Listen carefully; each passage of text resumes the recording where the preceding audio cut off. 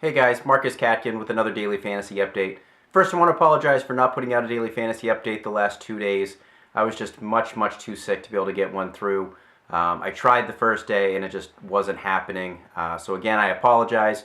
We're going to be back to a daily basis now though. I apologize for missing the podcast as well on Tuesday. We got another one coming to you tomorrow night for a Week 7 preview. But let's jump into a few things here. A couple of news and notes around the NFL that I've missed.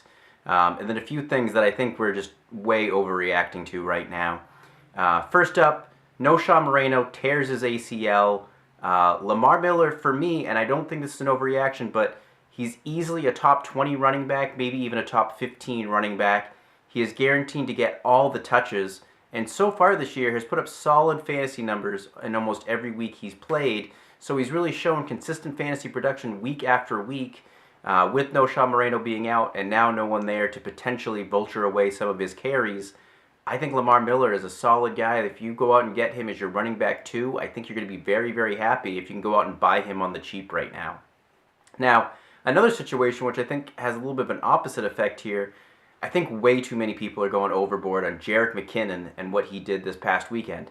I heard some other fantasy analysts saying that McKinnon is a top 20 running back moving forward, which I think is absolutely crazy. Matt Asiata is not going anywhere. He's still going to get some of the carries for that team, if not the majority of them.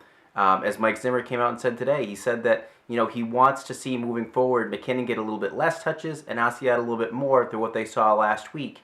And I got to tell you, I still wasn't really that impressed with what McKinnon did last week. I mean, only 11 carries last week. It's not like he had a 15 or 20 carry game. So I think a lot of people are overreacting to the fact that he had the 17 total touches and Asiata just had so few.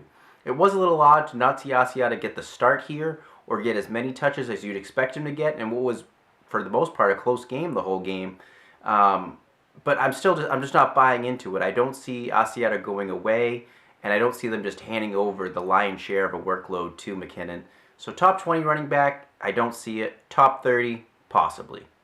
Now, a pair of receivers who are going to see a boost in production, and I think some of it has gone a little bit too far, is Mohamed Sanu and Rueben Randle. Now, obviously after the Victor Cruz injury, Rueben Randle is going to skyrocket to the number 1 receiver for the Giants. And the way Eli Manning's been playing, that's going to be very fantasy relevant. And I think Randle falls into that top 25 range, and I think he's going to be a solid wide receiver 3 for your team. But Mohamed Sanu, I mean, we heard the news about Marvin Jones going to be out for the rest of the year, and A.J. Green still battling through his toe injury. And I've heard some people say that he's going to be a top 20 wide receiver the rest of the season, which is absolutely absurd. There's no way that Mohamed Sanu finishes a top 20 wide receiver the rest of the way. At best, I think he's a top 30, top 35 option. I think there's going to lean on the running game a little bit more. We're going to see more Gio Bernard, more Jeremy Hill, and then obviously A.J. Green will be back soon. Last up, Kelvin Benjamin had a concussion, it sounds like, in his last game. They came out and announced that it was a minor concussion, and I gotta say, props out there to Rumford Johnny. I thought he had the best tweet of the day about the concussion. Saying somebody has a minor concussion is like saying somebody has a slight case of Ebola. It's not the same thing. There's no such thing as a minor concussion. So pay attention to that. Who knows, this is Benjamin's first concussion, so he may or may not be in this weekend, so pay attention to those inactive lists. If he is active, you're starting him. If he's inactive, I think the Packers are easily a top 5 fantasy defense this weekend. Don't forget to subscribe below for my daily fantasy updates, and follow me on Twitter @MarcusCatkin.